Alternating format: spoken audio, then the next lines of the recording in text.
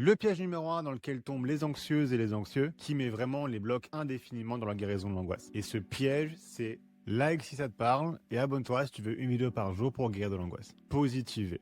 En fait, cette façon où quand ça va pas, de quand même positiver en retour. Que ce soit verbalement avec de la réassurance auprès d'un proche, ou intérieurement, donc par exemple avec du listing de réassurance, où tu vas citer des arguments contre ton angoisse. Ou alors la réassurance neurolinguistique. Donc là, quand tu vas réciter des affirmations positives du style ça va aller ou c'est irrationnel, faut pas s'inquiéter, etc. Et je sais pertinemment à quel point ça va être la chose la plus contre-intuitive à comprendre pour guérir de l'angoisse. Que évidemment, ce qui paraît le plus intuitif, c'est de répondre par du positif. Et surtout, je me rappelle très très bien dans ma guérison devoir affronter cette impression de avoir peur de laisser l'anxiété gagner si on ne lui dit pas quelque chose de positif en retour. Mais honnêtement, hein, en termes de concept unique, arrêter de positiver quand ça va pas, je pense que c'est la découverte la plus importante que j'ai fait dans ma guérison. C'est sans doute le plus gros risque que j'ai dû prendre, mais c'est aussi ça qui a tout changé. Et depuis que j'ai commencé cette chaîne, je me bats contre cette fameuse notion complètement arbitraire du « on ne guérit jamais vraiment d'un trouble anxieux, on apprend à vivre avec ».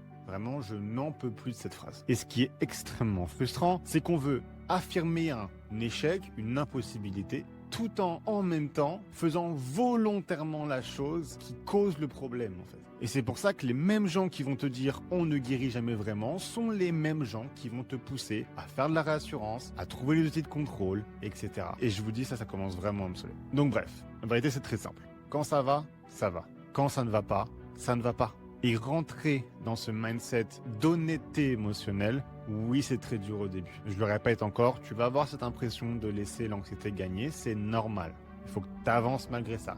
Et oui, ça va te paraître comme une prise de risque. Jusqu'à te rendre compte, plus que théoriquement, mais de manière pratique, que en effet, c'était seulement ça qui maintenait ton anxiété en vie. En arrêtant de te forcer à positiver et juste en étant patient à la place, tu affameras ton angoisse et tu guériras de ton trouble de l'anxiété.